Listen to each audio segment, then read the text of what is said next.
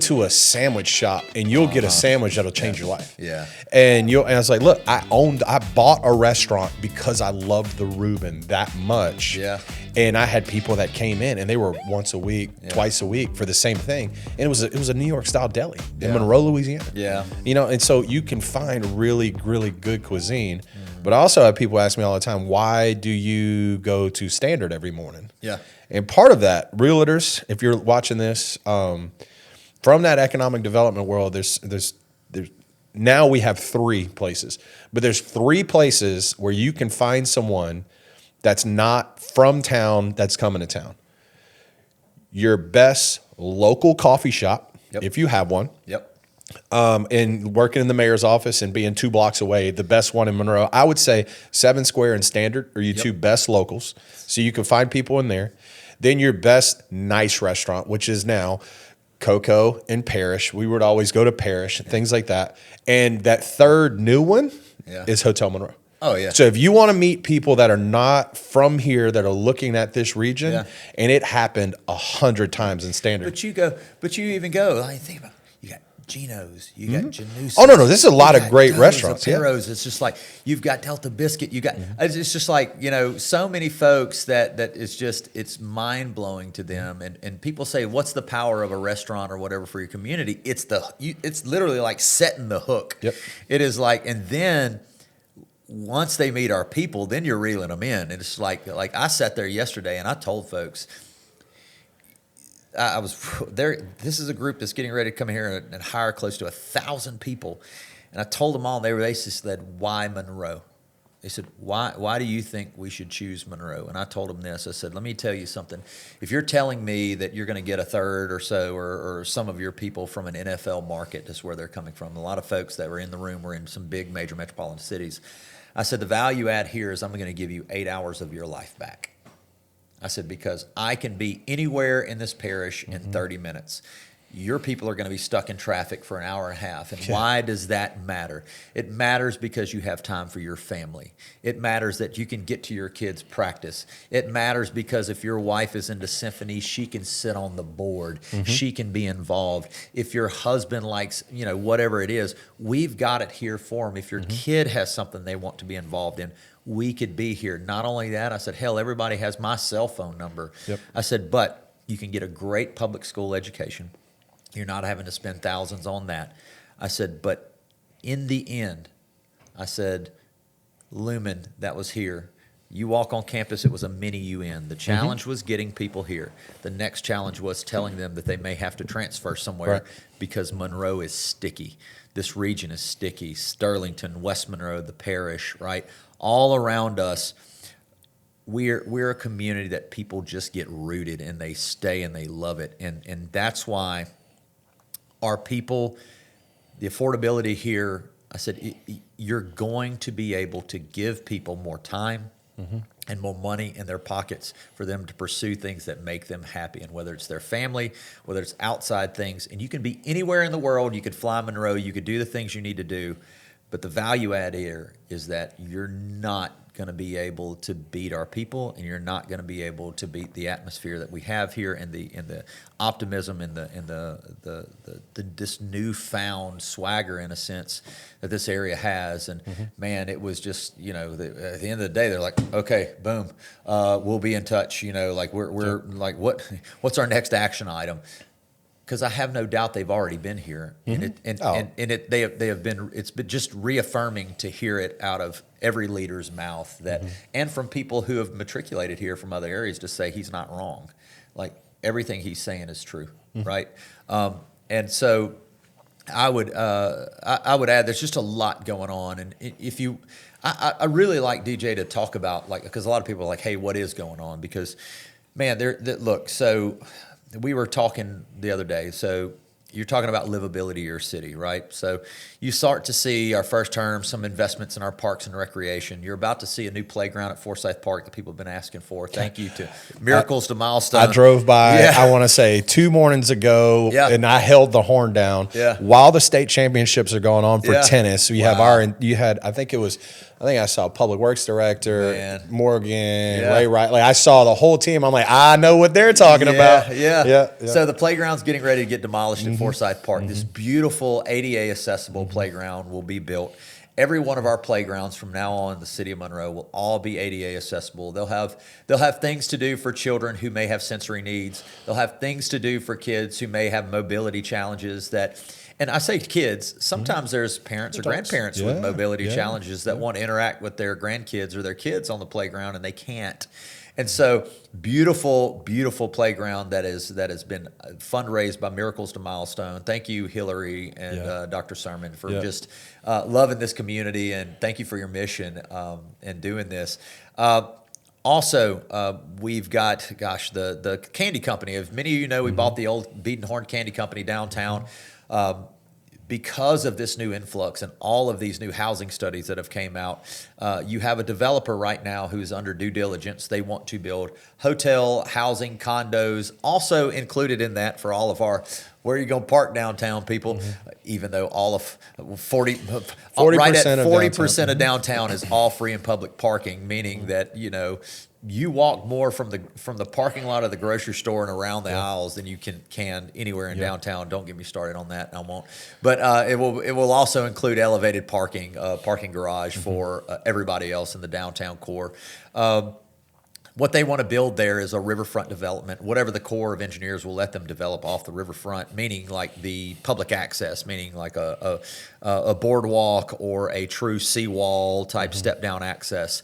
Eventually, they want people who live along the river to be able to motor up to the back of the development and also drive up. So if you want to take your pontoon boat and drive it down with you and your wife and your family, park in the back, come up, have dinner at the restaurant, that's the kind of activity they want to see. So there's that. Tons of also, there's going to be another phase 2 of the downtown sidewalks and roads. It's going to take at the end of Beaird, go all the way down Walnut to Louisville. Same situations. The ped lane, biking lane, walking lanes. Beautification, sidewalks, buried power along that as well.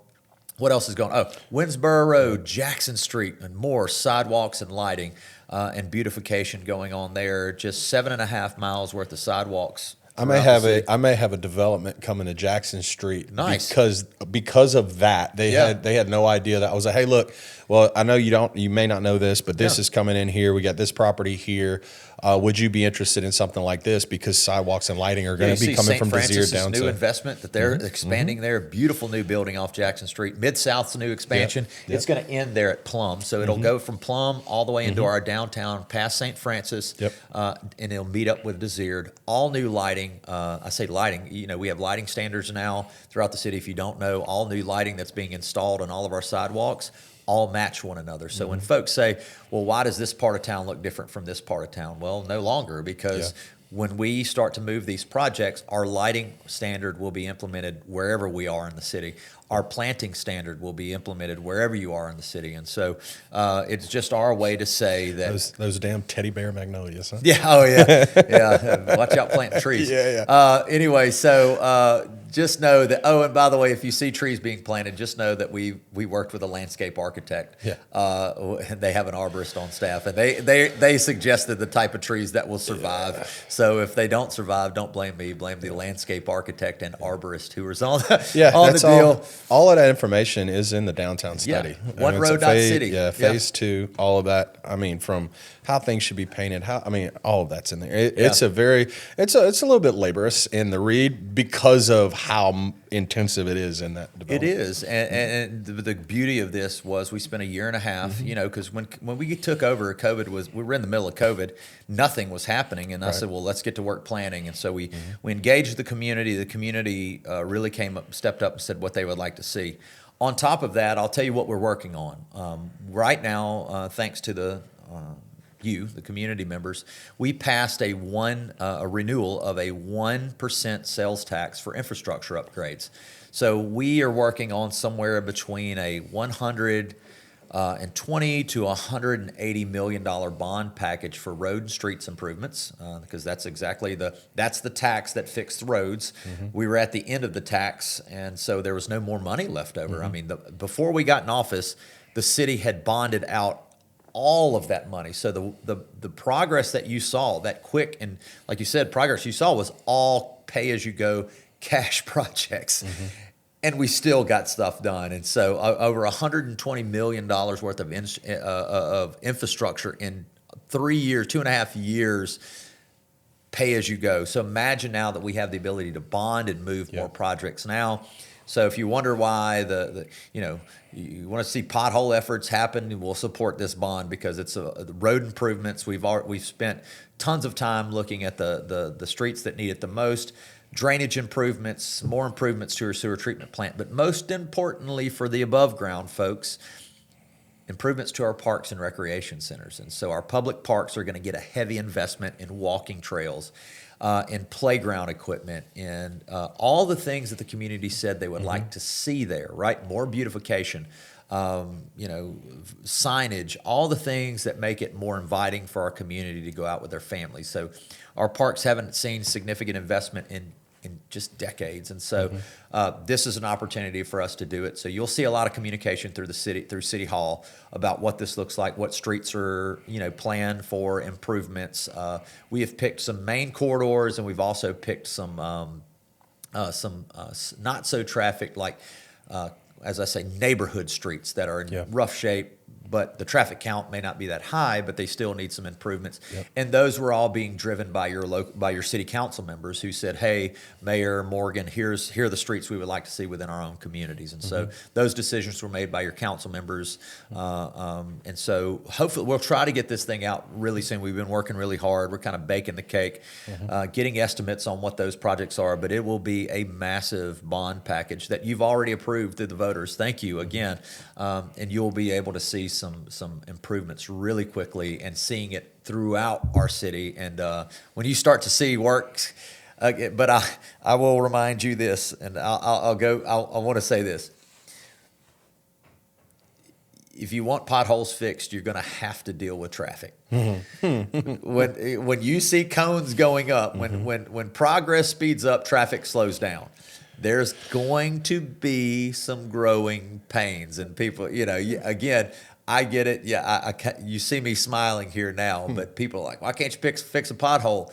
Well, when you start fixing potholes, then it becomes, well, I can't get home. Traffic sucks. Why is Forsyth backed up? Yeah, why is Forsyth backed up? That's been and all the work that we're doing. So there's still tons of work being done. There's lots of progress being made in our city, but I think to me that the question was asked by the Delta Leadership Institute: what is the most, what are some things that you're very proud of in office? I think from an infrastructure standpoint, just some fixes that have kept our city from growing. If you wonder why we can't have economic development in our cities, because we didn't have water and sewer. We didn't have water and sewer capacity. If you can't meet that, you're automatically off the list. Yep. We have fixed that. So now we are positioned for growth, and you're going to start seeing a few of those before the end of the year. The other thing is just the local belief in your own community again. The belief that we can achieve and succeed. You made it earlier when you were talking a comment earlier, but Kelsey, that used to work with us, said it was like when we first got in. She said, "We're like Lafayette with a self-esteem problem." It's like when you leave town and people were just like, they didn't want to tell people where they were from, right?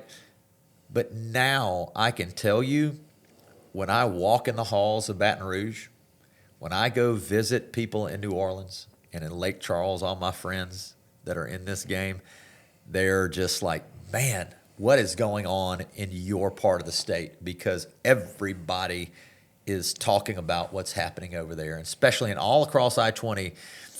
And it feels good now to be on the other side of that conversation, and people just coming up and saying, "Tell me more, tell me more." And people from South Louisiana coming up here to visit, to see what's going on and to see the work.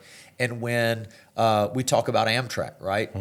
We're moving into phase 2 of the corridor identification process. And so just realize that the speed of which this is moving is not controlled by the locals, it's controlled by the feds. This is a federal process from the Federal Rail Administration, working in coordination with locals and with the freight rail to study this route, to talk about all the things that are going to be needed to stand it up. But I'll just say this, when you invite folks in from Amtrak and you invite folks from Southern Rail Commission and FRA in town, and every year they're there, you're like, okay, we plan on doing this. And the next time they come in, they see it happen. Oh, well, we're going to do this.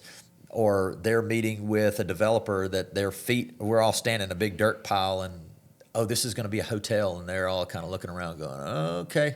Guess what? 2 years later, they're staying in one of the best hotels when they come here. And that same hotel they were kicking dust in on a dirt floor, they're looking around going, you've got to be kidding me.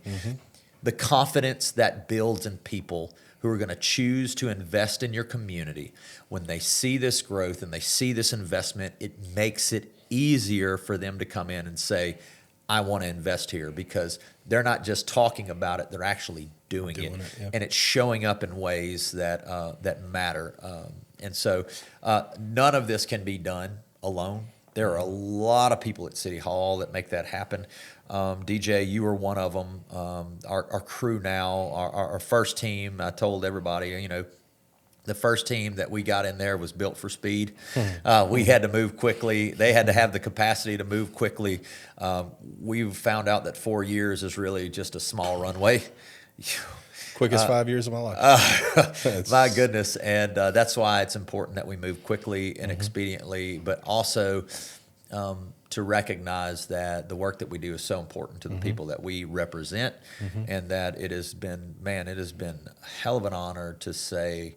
I always tell people, DJ, I wish people knew what it meant to be called somebody's mayor. There's nothing that I have done in this life from a professional standpoint, even serving in the Marine Corps. Being called a Marine is one of the honors of my life, right? To serve my country in a time of need, especially when they needed us most. But to be able to continue that service, when somebody leaves the military, there's something that happens with veterans when they come home, and it's almost there is this search for purpose, because you had such purpose in the military. You were a part of something bigger. You knew that the work that you did every single day, and but to come back and to find that purpose and service again was just, it's extraordinary. And to have people, look, I'm gonna tell you, my head was swollen, my chest was poked out. We stepped outside a restaurant, Cotton, yesterday, and you had 30 people from 8 other states, and we're standing at the corner, and people are honking and waving and rolling their window down, saying, "That's my mayor." And just, DJ, I'm going to tell you, these folks were like, "Mayor, I think you're doing okay." Yeah. And that's whenever we know, DJ, that there's never been a community, and you know it. You've been with me in every community. Oh, I'm about to talk about it. We've never been ran out or cussed out in any community. Now, there was a time at Forsyth Park. There was at one time. It was one time. But hold on. She may have came up angry. Yeah. But she left because, you know why? Because she just didn't know. Yeah. Look, I had a lady, DJ and I were at Forsyth Park, and she was cutting across, and she was, "You about to hate me." "Oh, you about to hate me." I love it. And she came up and gave me an earful, and I just looked at her and I said, "Ma'am," I said, "Are you okay? Would you like me to talk now and let because look, because I wanted her to finish. She was fit to be tied." And by the time we were done, she was like, "Okay." And then I got on the phone, and whatever issue she was going through, we had it fixed. And within 2 weeks later, we went back and visited, and we got there. And I remember it was fixed, but it wasn't to her liking. And then we had Public Works come back and regrade the area that they fixed, and then it was over with. Yep. But it's yeah. Well, it's probably one of my fondest memories. I told Harrison, I was like, "Harrison, you want to be seen? Yeah, your cyber truck is seen, and it's bright blue, and everybody knows it's you." I was like, "But if you really want to be seen, go get you a 1956 powder blue Ford pickup," because there was the last campaign, and we've been at this for about an hour now, so probably got to wrap this up pretty quick. But in the last lots of edits for this guy, the last campaign, Old Blue was in the shop the entire time up until a week before early vote.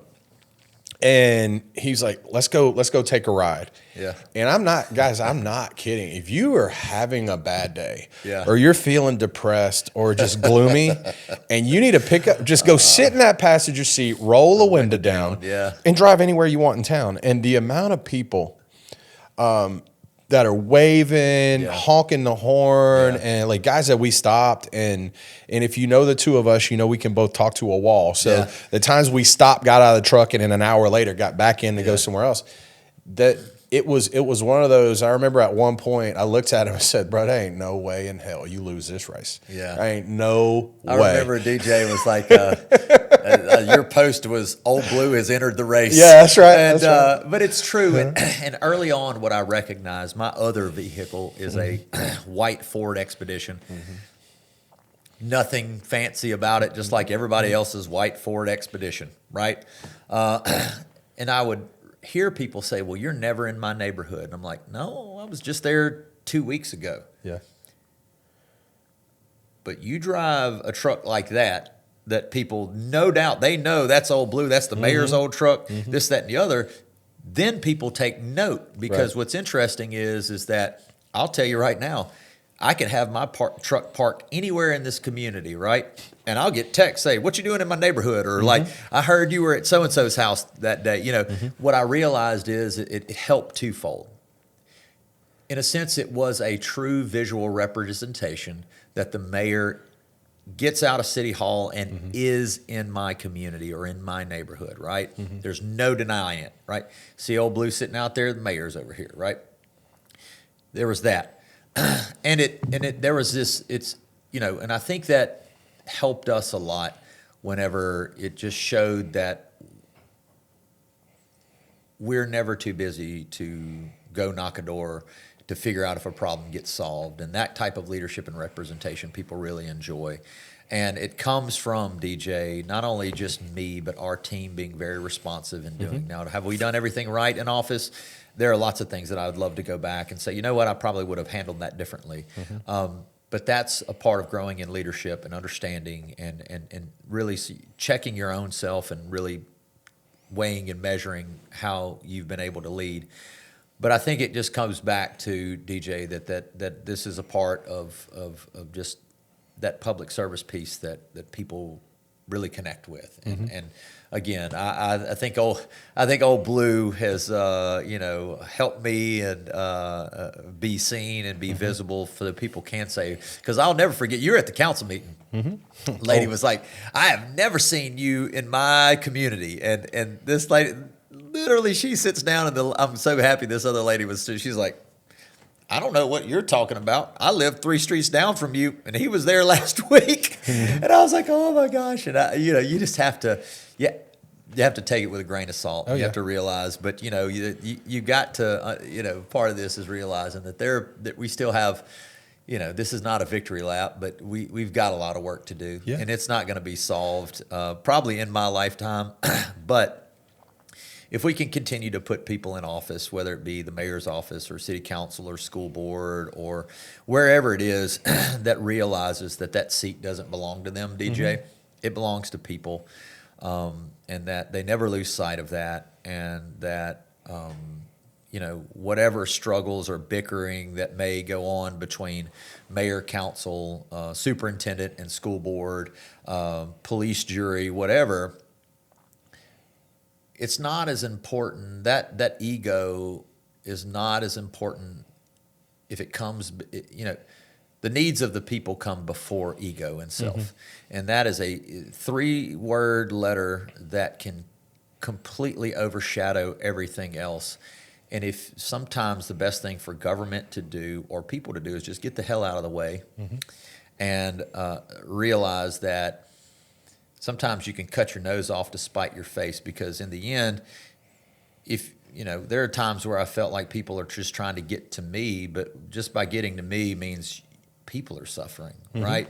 Like, so whatever I can do to keep dollars and projects and programs to continue to get to people, to improve their lives and to make a better environment. That's what we're going to continue to do. And it's been a wild ride. It's kind of quiet up there now, DJ. I don't have a DJ drop in every now and again, but I told Scotty, I was like, man, you got to talk, you got to speak up more. I was like, just barge in the office. Yeah, that's right. Go shake it up. That's right. You're not going to be allowed in every meeting, but try to get in as many as you can. You talk about leadership, like DJ will tell you, I truly had an open door policy. That door, if the door shuts, there's a meeting. There's a meeting, but outside of that, it is citizens and people, and I'll try to get you in if there's not a meeting. But and don't let anybody tell you that you can't get a meeting with the mayor. If you can't meet with me, I'm going to get you somebody who's going to fix you a job, fix your problem or issue. And if it can't get resolved, you're going to see my face, and you'll see me flip some tables to be sure that you get it solved. 99. Well, majority of my job was, and about 99% of them I could fix, but there was 1%. All right, I'll get you that meeting. Yeah, that's right. Yeah. But look, that's been well over an hour talking. I appreciate it. Very reminiscent of talking shop. We're talking about good things happening in our community. Yep. Good things going on all over the place. As a citizen now, really appreciative. We've been friends for a long time. Yeah. And very appreciative for that. The farther I am away from City Hall, the more grateful I am for the education that I was allowed to have. And I only got that education because you brought me in with you, and I appreciate that. But I really love what's going on around here. As you guys have heard in this a little bit, he's alluded to, there are some new things coming. We are still growing. Yeah. This is just the beginning. Yeah, what was it? When I was still at the city, they said, look, Meta's about one of 7 dominoes that are going to fall. Yeah. Just, you got to let them fall, and it's going to take time, but they're going to fall. Yeah. So there's a lot of growth going on. It's for the first time in a very, very long time, it's very positive outcomes coming with job growth and development and opportunities for people and neighborhoods to get love that they haven't gotten in a long time. And at the end of the day, the city is doing a lot of work in developing those sidewalks and those lightings and connecting the city and eliminating that great divide that is I-20 to make the community look the same on both sides of the interstate, which has been needed for a long time. And we appreciate that. So thank you. And thank you for sitting in for Harrison. I appreciate it. Yeah. I kept the seat warm for you, Harrison. Yeah. Well, thank y'all, guys. If y'all have any questions, please put them below. We'll respond to them as they come in. And if I can't answer them, I'll get them to him, and we'll get you an answer. So thank y'all. Thanks, guys.